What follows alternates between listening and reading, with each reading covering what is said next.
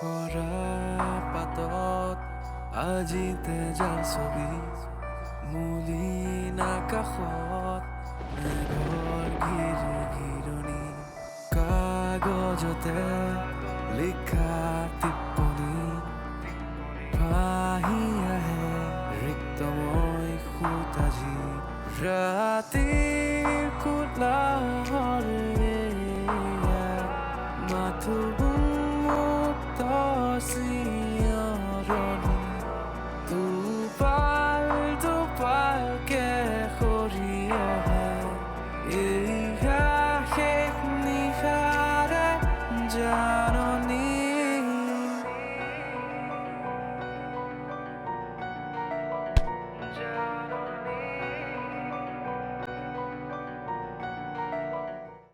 প্ৰণয় ক'ত সি থকা হ'লেওতো সুকন্যা ওচৰলৈ যাব পাৰিলেহেঁতেন ছানডেৰ দিনটো সি ঘৰত থাকে জানো উঠিয়ে ওলাই গৈছে এটা কথা কোৱাই নাই নহয় কি কথা কথাবোৰ আপোনাক কোৱাটো জৰুৰী আছিল আপুনি অলপ সাৱধানে থাকিব বিকজ ঘৰখনৰ কোনো এজন ব্যক্তিয়ে নৰ্মেল নহয়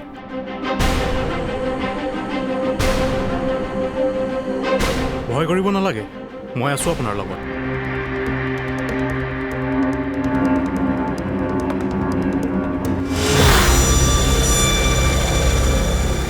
খুৰা খুৰা খুৰা কি হ'ল পিতি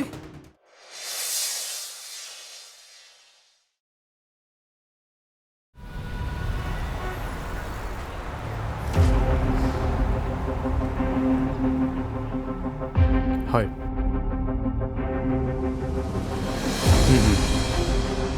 হ'ব বাৰু দেখা যাব ছাৰ মই আপোনাক পিছত ফোন কৰি আছোঁ কোৱা প্ৰণয়ৰ বিষয়ে ইনভেষ্টিগেট কৰি থাকোঁতে এটা ডাঙৰ তথ্য পোহৰলৈ আহিল ছাৰ কি এইটো চাওক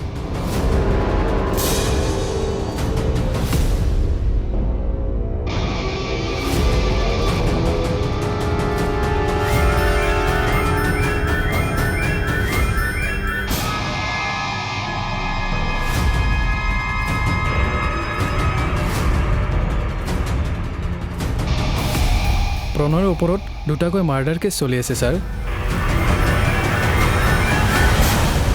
ঈশ্বৰে আমাক চকু মেলি চালে আৰু আমাক মানে এই তাইৰ কথা ক'লো চে আজি খুৰীয়ে আকৌ লগ নাপালা পিছত নহ'লে এপাক মাৰিবা নিশ্চয় আহিম খুৰা হেৰি ফোন নম্বৰটো পালাই নহয় তাইলৈকে ফোন এটা কৰিবা মই তাই তালৈ যাবই লাগিব খুৰা যাবা যাবা হেৰি কৰিবা হে এই যোৱাৰ আগত কিন্তু তুমি ফোন এটা কৰিবলৈ নাপাহৰিবা ধনী মানুহ নহয় ক'লৈ তোলৈ যাবও পাৰে হয় খুৰা আহিছোঁ দিয়ক বাৰু যোৱা যোৱা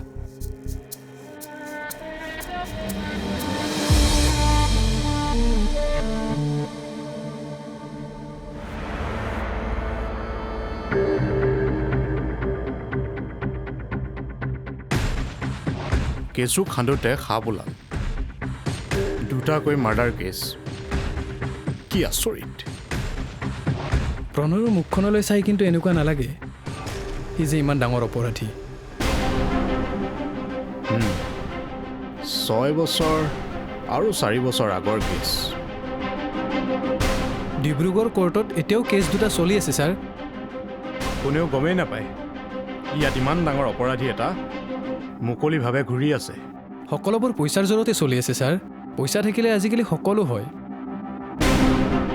আৰু আইনৰ সুৰুঙাবোৰ কেনেদৰে ব্যৱহাৰ কৰিব পাৰি সেয়া উকিলবোৰে ভালদৰে জানে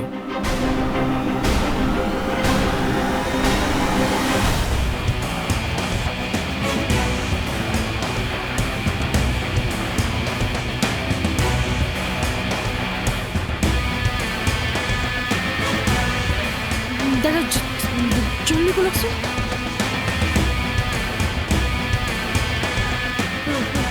ৰঙা গাড়ীখন সেইখনৰ পিছে পিছে পিছে পিছে গৈ থাকক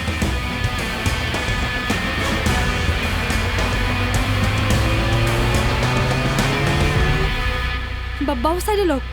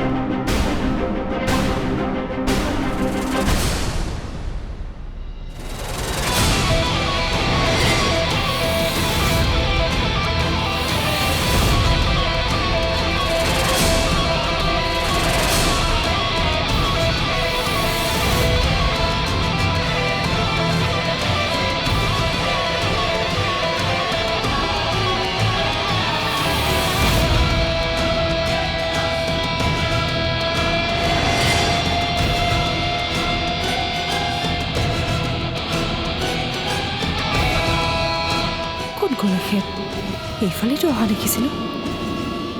হঠাৎ নোহোৱা হৈ গ'ল যে আৰু ইয়ালৈ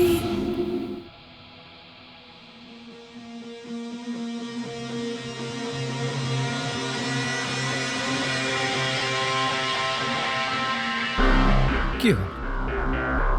তুমি ইমানকৈ কিয় মুখখন কৰি আছা নহ'লে কি পূজা কৰিব লাগিছিল তোমাক ৰ'বাচোন বিয়া বাৰৰ কথা তেনেকৈ নহয় প্ৰণয় ক'লেই নহ'ব নহয় বিয়া পাত বুলি ভুল মোৰেই তোমাৰ নিচিনা অপদাৰ্থ এটাক মই ভাল পালোঁ আজিলৈকেতো নিজৰ ভৰিত থিয় দিব পৰাই নে মোক কি চম্ভালিবা তুমি এই তেনেকৈ নক'বা দেই মই অপদাৰ্থ নহয় আফটাৰ অল মোৰ বিজনেছ আছে কি বিজনেছ আছে তোমাৰ সদায় দেখোন তুমি মোৰ পৰা পইচা লৈ গৈ থকা 100 টকা লাগিলেও তুমি মোৰ পৰা পইচা খুজি লৈ যোৱা লাজ নালাগে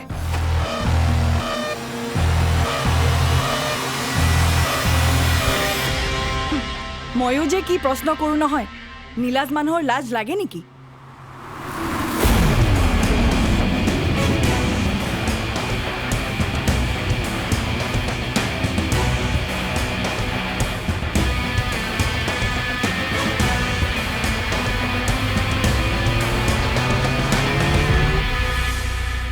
আমাৰ এই সুকন্যাৰ লগত প্ৰীতি আহিছিল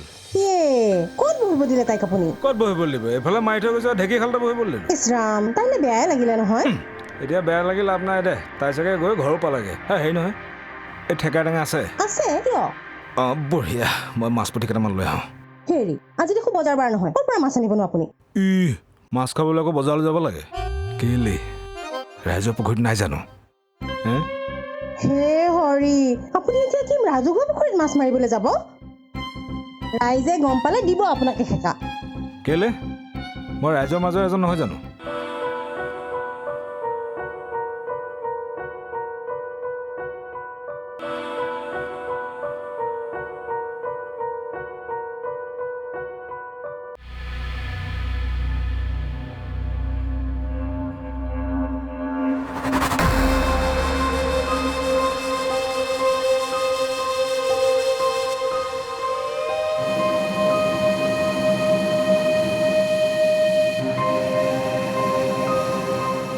হেল্ল' মই ইয়ালৈ আহিছিলোঁ এখেতৰ পাছে পাছে কিন্তু হঠাৎ ক'ত জানো নোহোৱা হ'ল নাজানো ক'লৈ গ'ল ইমান বিচাৰিলোঁ নাপালে চাগে ন বিচাৰি ময়ো বহুতবাৰ চেষ্টা কৰিছিলোঁ সি ক'ত যায় চাবলৈ কিন্তু ময়ো নোৱাৰিলোঁ মানুহজন গৈ থাকে হঠাৎ ক'ৰবাত নাইকিয়া হৈ যায়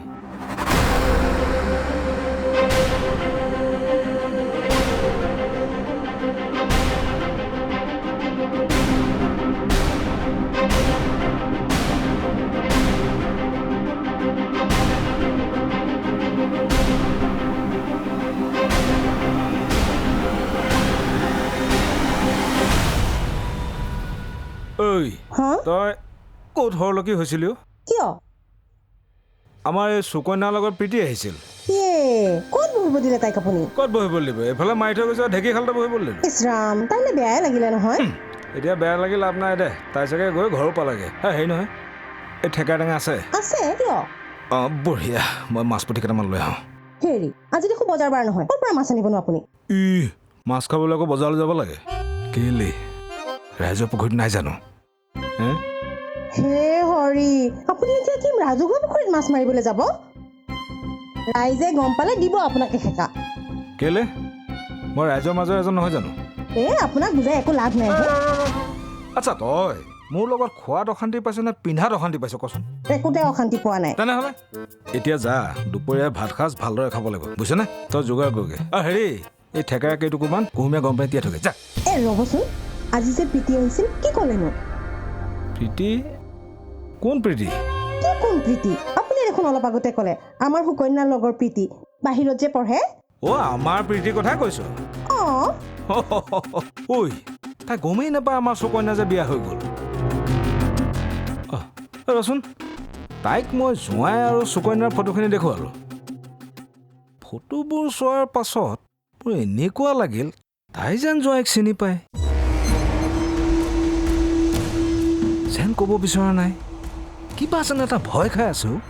বাদ দিয়ক সেইবিলাক কথা আমি সুকন্যাক বিয়া দি উলিয়াই দিছোঁ যেতিয়া আমাৰ দায়িত্ব শেষ এতিয়া আপুনি য'ত যাবলৈ ওলাইছে যাওক মই ভাতত লাগোগৈ যা যা পুলিচ অফিচাৰজন গৈছিল আমাৰ ঘৰলৈ ক'লে মোক কথাবোৰ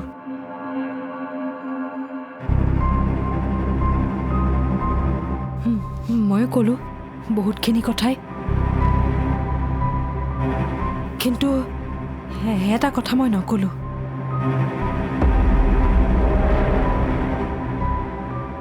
হয়তো মোৰ কোৱাৰ সাহস নহ'ল কি কথা নাজানো কিয় তেখেতৰ আচৰণবোৰত মোৰ সন্দেহ হ'বলৈ আৰম্ভ কৰিছে মাজে মাজে এনেকুৱা লাগে তেখেত বহুত ভাল মানুহ সকলোৰে কথা চিন্তা কৰে বহুত মৰমীয়াল কিন্তু কেতিয়াবা কেতিয়াবা এনেকুৱা অনুভৱ হয় তেখেত যেন ভাল মানুহ নহয় তেখেতৰ অন্য এটাও ৰূপ আছে সেইকাৰণে মই তেখেতৰ বস্তুবোৰ খুচুৰিবলৈ আৰম্ভ কৰিলোঁ আৰু বিচাৰি বিচাৰি এয়া পালোঁ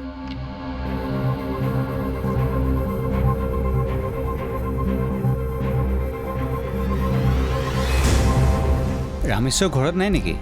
নাই আজি ৩-৪ বছৰ ধৰি দেখাই নাই তাক পুলিচে এবাৰ ধৰি লৈ গৈছিল নাই আৰু তেতিয়াৰ পৰা দেখাই নাই আচ্ছা তাৰ পৰিয়ালৰ আন কোনোবা ইয়াতে আছে নেকি বহুত ধৈৰ্য ধৰিলোঁ বহুত অপমান সহ্য কৰিলোঁ আৰু নহ'ব এইবাৰ আৰ পাৰ যুদ্ধ হ'ব হয় জয় নহয় পৰাজয় যদিহে প্ৰণয়ে দুটাকৈ মানুহক হত্যা কৰিব পাৰিছে তেনেহ'লে মোৰ ঘৰৰ দুটা মানুহক হত্যা কৰোঁ তাৰ কাৰণে একো ডাঙৰ কথা নহয়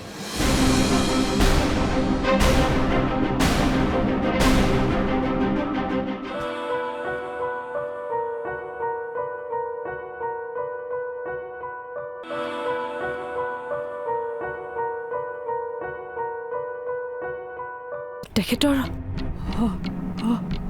অন্য এটাও ৰূপ আছে সেইকাৰণে মই তেখেতৰ বস্তুবোৰ খুচুৰিবলৈ আৰম্ভ কৰিলোঁ আৰু বিচাৰি বিচাৰি এয়া পালোঁ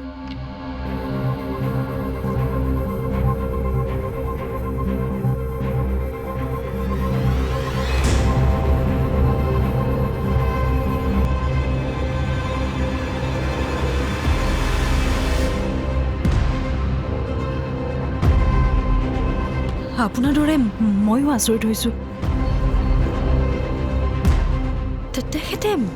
মানুহ হত্যা কৰিব পাৰে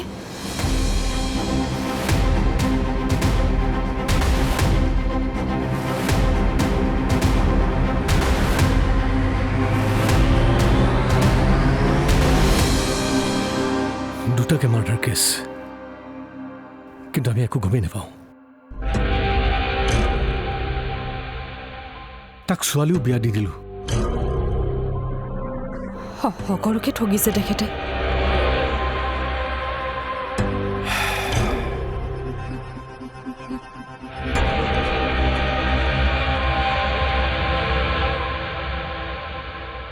যদিহে প্ৰণয়ে দুটাকৈ মানুহক হত্যা কৰিব পাৰিছে,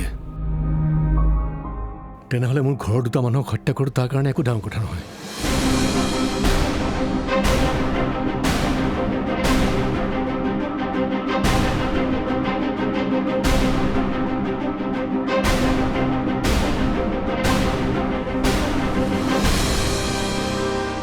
বহুত ধৈৰ্য ধৰিলোঁ, বহুত অপমান সহ্য কৰিলোঁ, আৰু নহ'ব। এইবাৰ আৰ পাৰ যুদ্ধ হ'ব, হয় জয় নহয় পৰাজয়।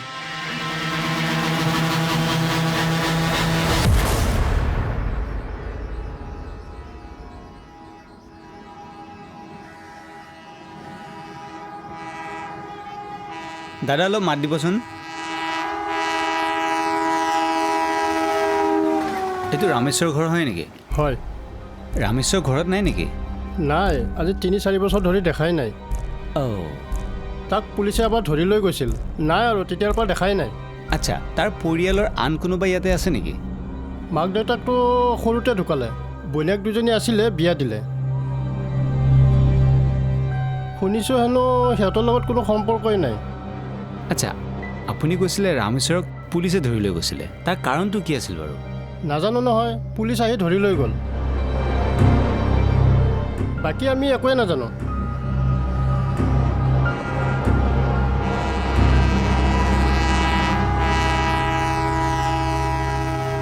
ব্যক্তি এজন যেতিয়া নিচাত থাকে তেতিয়াহে তেওঁৰ প্ৰকৃত স্বৰূপ প্ৰকাশ পায়। সেয়া লাগিলে ধন সম্পত্তিৰ নিচাই হওক, ৰূপ লাৱণ্যৰ নিচাই হওক বা মাদক দ্ৰব্যৰ নিচাই হওক। চক্ৰবেহু চুকে কোনে আজি খানি ধৰা আদৰু সৰা পাতত আজি তেজা ছবি মলিনা কাষত মেঘৰ শিৰণি।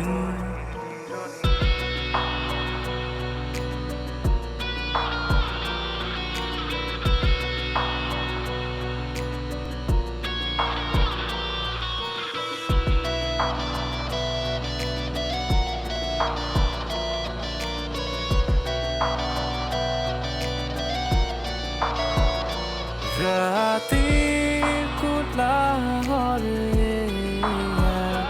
মাথো